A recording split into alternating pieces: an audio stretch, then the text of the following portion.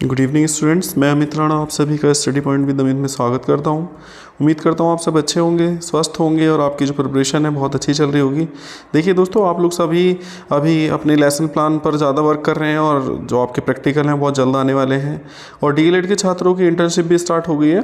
तो मैं आप लोगों की ज़रूरत के हिसाब से अभी लेके आया हूँ डीएलएड के या बीएड के एसएसटी के लेसन प्लान। और एसएसटी के लेसन प्लान के बारे में मैंने पहले भी वीडियो बना रखी है, तो आप लोगों को काफ़ी कुछ मैंने बताया हुआ है उसमें। तो देखिए अभी होगा क्या, देखिए लेसन प्लान को जब हम फॉलो करते हैं तो सबसे पहले मैंने आपको बताया था कि उसमें एक एंट्री होती है, जैसे बोर्ड की एंट्री होती है, ठीक है।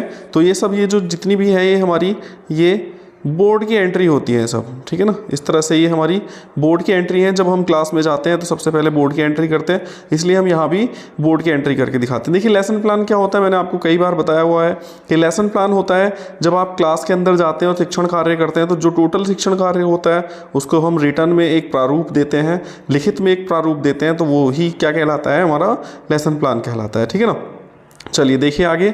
देखिए तो पहला लेसन प्लान है अभी तो सामाजिक विज्ञान का है ये, और सब्जेक्ट हमारा क्या है, इसमें भूगोल है और जो टॉपिक है हमारा सौर मंडल है, ठीक है ना। तो देखिए इसमें सबसे पहले जनरल ऑब्जेक्टिव मैंने आपको बताए थे। जनरल ऑब्जेक्टिव की अगर बात करें हम तो जनरल ऑब्जेक्टिव हमेशा क्या होते हैं, हमारे विषय पर निर्धारित होते हैं, सब्जेक्ट पर निर्धारित होते हैं, ठीक है ना। तो इसीलिए देखिए छात्रों को भौगोलिक ज्ञान कराना सबसे पहला जो हमारा जनरल ऑब्जेक्टिव है यही है। फिर दूसरा क्या है, छात्रों में भौगोलिक या भूगोल विषय के प्रति क्या करना, रुचि उत्पन्न करना, ठीक है ना। तो इस तरह से हम बनाते हैं। फिर आते हैं हमारे स्पेसिफिक ऑब्जेक्टिव। स्पेसिफिक ऑब्जेक्टिव में क्या होता है बच्चों, स्पेसिफिक ऑब्जेक्टिव में हमारे देखिए क्या होता है, स्पेसिफिक ऑब्जेक्टिव में हमारे विशिष्ट उद्देश्य होते हैं, ठीक है ना। तो उसमें हम बात करते हैं टॉपिक की, यानी प्रकरण की, जो टॉपिक हमें पढ़ाना होता है। तो हम उसमें सब्जेक्ट की या सब सब्जेक्ट की बात नहीं करते, केवल बात करते हैं किसकी, प्रकरण की या टॉपिक की। तो ठीक है, यहाँ देखिए पहला जो हमारा स्पेसिफिक ऑब्जेक्टिव लिखा है तो क्या लिखा है, छात्र सौरमंडल के विषय में जानकारी प्राप्त कर सकेंगे।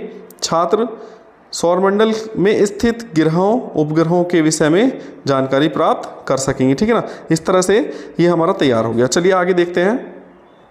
देखिए अब इसके बाद क्या आता है, इसके बाद आता है हमारा प्रस्तावना प्रश्न। सबसे पहला जो शिक्षण पॉइंट होता है हमारा, या सबसे पहला लेसन प्लान में जो प्रथम मतलब पहला स्टेप होता है वो क्या होता है, प्रस्तावना प्रश्न। अब देखिए यहाँ पर क्या है, शिक्षण बिंदु लिखे हुए हैं, ठीक है। देखिए यहाँ पर हमारे शिक्षण बिंदु लिखे हुए हैं, कौन कौन से शिक्षण बिंदु चलते हैं। फिर हमारे ऑब्जेक्टिव लिखे हुए हैं कि कौन कौन से ऑब्जेक्टिव्स होते हैं, क्योंकि हमारा उद्देश्य जब तक कोई निर्धारित ना हो तब तक हम कोई भी काम नहीं करते, ठीक है ना। उसके बाद हमारे पीपल्स टीचिंग, मतलब जो हमारा छात्र अध्यापिका या छात्र अध्यापक है उसकी एक्टिविटीज़ आती हैं। और उसके बाद क्या होता है, हमारा जो स्टूडेंट एक्टिविटी होती है, स्टूडेंट एक्टिविटीज़ आ जाती है, स्टूडेंट क्या क्या करते हैं। फिर हमारी जो मेथड होते हैं, मेथड यूज़ करते हैं, मेथड कौन कौन से यूज़ करते हैं, मेथड आ जाएंगे। उसके बाद हमारे जो ये लास्ट कॉलम है, श्यामपट्ट कॉलम है और ये मूल्यांकन कॉलम है, ठीक है ना। तो इनको हम ज़्यादा फोर्स नहीं करेंगे, केवल देखिए स्टेप बाय स्टेप। तो सबसे पहला जो हमारा स्टेप है वो क्या है, प्रस्तावना प्रश्न। प्रस्तावना प्रश्न में हम 4 या 5 प्रश्न पूछते हैं बच्चों, जो एक दूसरे से रिलेटेड होते हैं। क्यों पूछते हैं, क्योंकि हम छात्रों के पूर्व ज्ञान को चेक करते हैं और नवीन ज्ञान से जोड़ते हैं, मतलब जो हम पढ़ाने जा रहे हैं उसको उससे कनेक्ट करते हैं, ठीक है ना। फिर उसके बाद हमारा उद्देश्य कथन होता है, फिर हमारा स्पष्टीकरण होता है, ठीक है। इसके बाद देखिए आगे, इसके बाद हमारा ये स्पष्टीकरण आ गया। स्पष्टीकरण में क्या होता है, छात्रों को हम नवीन ज्ञान से अवगत कराते हैं और जो छात्र होते हैं वो क्या कर रहे होते हैं, ध्यानपूर्वक सुन रहे होते हैं, ठीक है ना। इस तरह से आ जाएगा। फिर हमारे बोधात्मक प्रश्न होते हैं। अब देखिए बोधात्मक प्रश्न क्या होते हैं, देखिए बोधात्मक प्रश्न में क्या होता है, बोधात्मक प्रश्न क्या होते हैं, एनालिसिस क्वेश्चन होते हैं हमारे। जब हम कोई भी लेक्चर मेथड के माध्यम से बच्चों को समझा देते हैं, सिखा देते हैं, तो उसमें क्या होता है, उसके बाद हम क्या करते हैं, बोधात्मक प्रश्न करते हैं, जिससे कि छात्रों को हम पता कर सकें, छात्रों के स्टेटस का, कि उनको कितनी हमारी बताई हुई, पढ़ाई हुई, समझाई हुई चीज़ें समझ में आई कि नहीं आई, ठीक है ना। इसको चेक करते हैं, तो इसके आंसर भी हम लिखते रहते हैं। फिर यहाँ पे हम सेकंड क्या निकालते हैं, एक सेकंड टॉपिक निकालते हैं, क्योंकि जब भी हम कोई टॉपिक पढ़ाते हैं तो एक बार में पूरा नहीं पढ़ा सकते ना, तो हम 2 स्टेप में पढ़ाते हैं, ठीक है। तो 2 स्टेप में पढ़ाते हैं। तो दूसरे स्टेप के लिए देखिए यहाँ देखिए ये समस्यात्मक प्रश्न है। सौरमंडल के ग्रहों के विषय में आप क्या जानते हैं, मतलब पहले हमने सौरमंडल को समझाया कि सौरमंडल क्या होता है, उसके बाद हम ग्रहों की बात करेंगे, मतलब स्टेप बाय स्टेप हम आगे चलते हैं, ठीक है ना। चलिए देखिए नेक्स्ट स्टेप फिर क्या है हमारा, स्पष्टीकरण, यानी दूसरा स्पष्टीकरण देंगे हम। बहुत अच्छे से बच्चे ने बनाया है ये, ठीक है ना। देखिए इसी तरह से आपको बनाना है। देखिए ये पिक्चर वगैरह और ये इस तरह से डायग्राम, इस तरह से आप जितना अच्छे से बनाओगे तो एग्जामिनर पे आपके लेसन प्लान का इतना ही अच्छा इफेक्ट पड़ता है, उतने ही अच्छे नंबर आपको मिलते हैं, ठीक है ना। तो आप 100% मन से बनाइएगा। फिर उसके बाद बोधात्मक प्रश्न होंगे, ठीक है। बोधात्मक प्रश्न के बाद आपके श्यामपट्ट कार्य आ जाता है, फिर निरीक्षण कार्य होता है। श्यामपट्ट कार्य क्या होता है बच्चों, जो भी हम पढ़ाते समय स्पष्टीकरण करते हैं, तो स्पष्टीकरण करने में जो हमारे इंपॉर्टेंट तथ्य होते हैं, टॉपिक होते हैं, पॉइंट होते हैं या शब्द होते हैं, उनको हम बोर्ड पे लिख देते हैं, ठीक है ना। तो जब हम बोर्ड पे लिखते हैं तो वो हमारा श्यामपट्ट कार्य होता है। अब श्यामपट्ट कार्य को हम जब दर्शाते हैं तो श्यामपट्ट कार्य को यहाँ दर्शाते हैं। मैंने आपको बताया था ये श्यामपट्ट कार्य कॉलम है, ठीक है। तो हम श्यामपट्ट कार्य पे यहाँ ब्लैक चार्ट लगाते हैं और यहाँ बच्चों को मतलब उस चार्ट पे लिख के दिखाते हैं कि क्या क्या हम लिख सकते हैं बोर्ड पे, है ना। और ये कॉलम में ही होना चाहिए चार्ट, कॉलम से बाहर नहीं जाना चाहिए, नहीं तो दिक्कत होती है फिर, ठीक है ना। चलिए आगे देखते हैं। फिर हमारा क्या है, निरीक्षण कार्य। निरीक्षण कार्य क्या होता है बच्चों, जब हम श्यामपट्ट पे कार्य करा चुके होते हैं तो हम घूम घूम के बच्चों को चेक करते हैं, यानी टीचर घूम घूम के चेक करता है कि उसने कोई बच्चा ऐसा तो नहीं जो नोट डाउन नहीं कर रहा हो बोर्ड से, ठीक है ना। तो इस तरह से यहाँ ये स्टेप होता है। फिर हमारा पुनरावृत्ति प्रश्न होता है।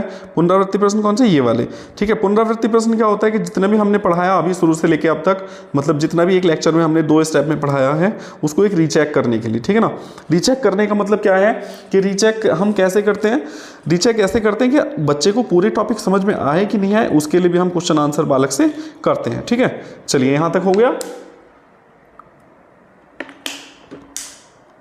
देखिए सॉरी, देखिए आगे फिर ये हमारा लास्ट स्टेप होता है गृह कार्य, ठीक है। जब हम बच्चे को होमवर्क दे देते हैं तो हमारा लेसन प्लान का लास्ट स्टेप होता है होमवर्क, ठीक है ना।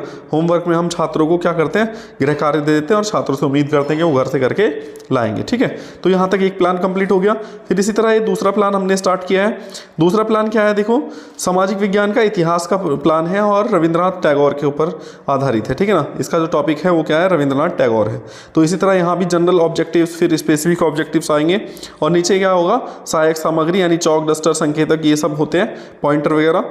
और फिर पूर्व ज्ञान को हम चेक करते हैं, ठीक है ना। चलिए फिर नेक्स्ट स्टेप में देखिए, फिर दोबारा से वही चीज़ रिपीट होगी। प्रस्तावना प्रश्न आ गया, उद्देश्य कथन होंगे, स्पष्टीकरण होगा पहला, ठीक है। फिर यहाँ स्पष्टीकरण में हमने चार्ट दिखाएंगे या मॉडल दिखाएंगे या पिक्चर बना के दिखाएंगे, ठीक है ना। मतलब एक ये जो देखिए दर्शाया गया है कि हम क्या बना रहे हैं, ठीक है ना। तो रविंद्रनाथ टैगोर पढ़ा रहे हैं तो रविंद्रनाथ टैगोर की हम क्या दिखाएंगे, एक पिक्चर दिखा देंगे या चार्ट पे बना के लाएंगे, ठीक है। उस तरह से छात्रों को दिखाएंगे।